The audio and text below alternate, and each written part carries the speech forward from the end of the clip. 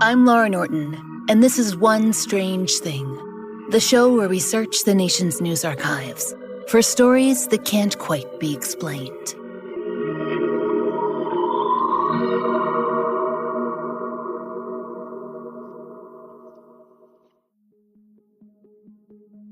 Strangers. So many of us treasure our keepsakes, the things that really help us recall moments from our lives that we might otherwise forget. It's the same reason that objects of no particular monetary value, they become family heirlooms. Something as simple as a ceramic elephant prized by a great uncle, or a handkerchief embroidered by your grandmother when she was just getting the hang of her stitching, that can become a piece of them, and it helps you remember. We people, we cling to quite a lot, don't we?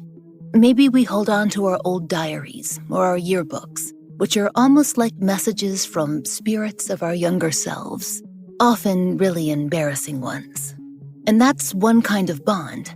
And then there are the things that we can't quite bear to throw away. We store VHS tapes of home movies that no one has bothered to digitize, in the same way that our ancestors displayed photos of relatives so far flung that no one could quite remember their names.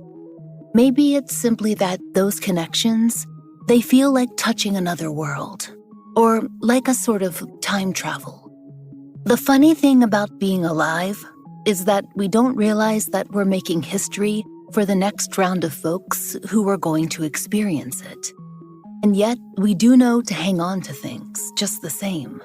Our mementos become theirs. And the digital age has created a whole new genre of memento, hasn't it?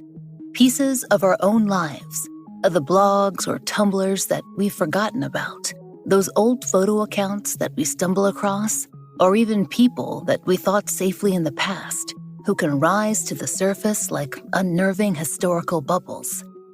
And then there are our connections to the dead, too.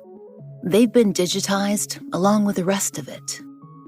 There are, of course, those online memorial pages, where we can leave our condolences, or read the words written by others, or ancestry sites where we can connect via research to people who we never even had the chance to meet.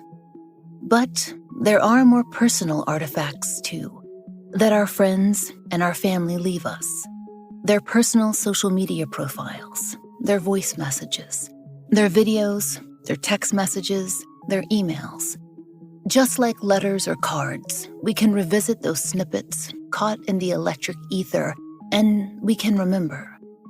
Instead of filling keepsake boxes or closets with albums, we're stacking the cloud with our electric presences. And those, they can be revisited by friends and family for as long as a server is up, or a company is afloat, or a message is saved. But sometimes, we do more than just revisit the memories of our loved ones that have passed. Or perhaps, rather, it's the other way around. We believe that they, our friends and family, actually visit us. And the digital age has created entirely new ways to pierce the veil.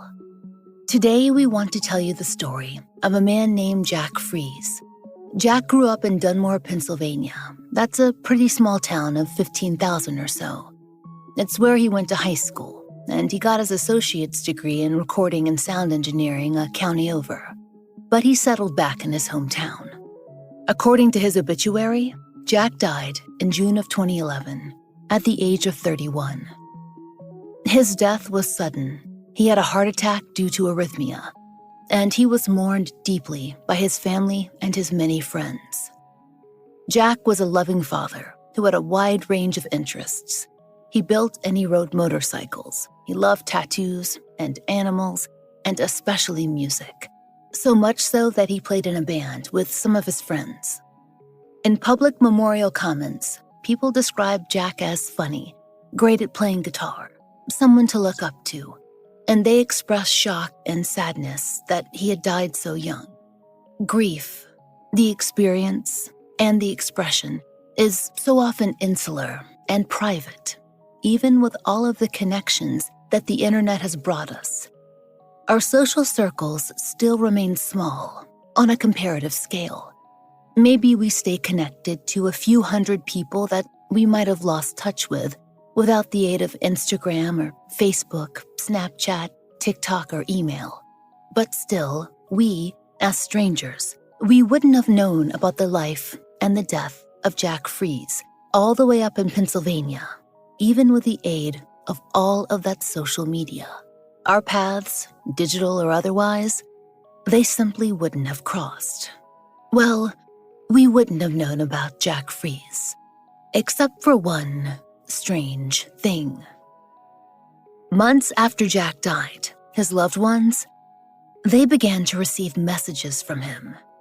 And as you might imagine, well, they didn't know what to make of that. According to the BBC, some of Jack's friends got emails from their buddy in November of 2011, about 5 months after he passed away. The recipients included Jack's best friend, Tim Hart, who'd known him since high school, and his cousin Jimmy McGraw. He also referenced another friend named Sean Lowney. According to the Times Leader, each email, quote, contained information only the recipient would know about. Tim Hart, Jack's best friend, said that he was still grieving Jack that fall.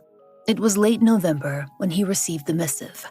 He told the BBC, "I was sitting on my couch and going through emails on my phone, and it popped up, Jack Fries, and I turned ghost white." When Tim read the subject, it was simply titled, "I'm watching." And according to the International Business Times, the message was short. "Did you hear me? I'm at your house. Clean your attic." Sounds like gibberish, right? Well, wrong. Tim understood that perfectly. As the Times-Herald reported, he'd taken Jack on a tour of his attic not long before his friend's death. You see, Tim was remodeling the space, quote, to become a master bedroom, and Jack joked that it could be his room someday. In his conversation with the BBC, Tim said that he hadn't thought about that exchange again, not until he got that email. No one else had been there, just Tim and Jack. Tim told the BBC that it was, quote, the second to last time that Jack had been in his house, and that Jack had remarked on his dusty floor. Now, Tim's email had been strange enough, but Jack's cousin Jimmy received one that was perhaps even more unbelievable, because it referenced something that happened after Jack passed away. According to ABC News, Jimmy's email, received on November 21st, referenced an injury that Jimmy had gotten just a little while before the message arrived, a broken ankle. The full text of the email was shared with BBC, and it was longer than the one that Tim received. "Hey Jim, how you doing? I knew you were gonna break your ankle, tried to warn you. Gotta be careful. Tell Rock from me, great song, huh? You're welcome. Couldn't get through to him, his email didn't work." Jimmy said that only a few people knew that he'd broken his ankle.